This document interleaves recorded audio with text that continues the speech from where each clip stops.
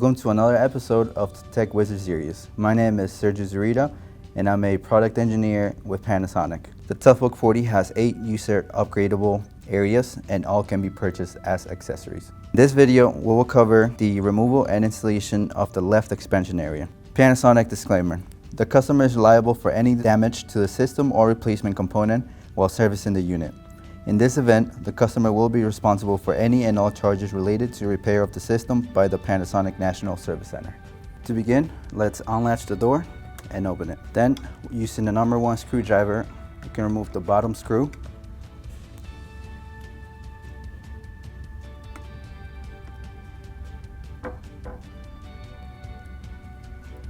And make sure to unlock the xPAK, and then you can just pull it from the tab. And to reinstall it, again, just insert it back in. Make sure you lock it and install the screw.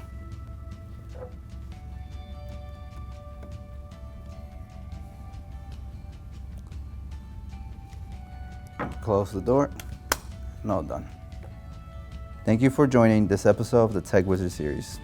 If you have any questions, you can contact Panasonic support at 1-800-LAPTOP-5 or email us at toughbook@us.panasonic.com.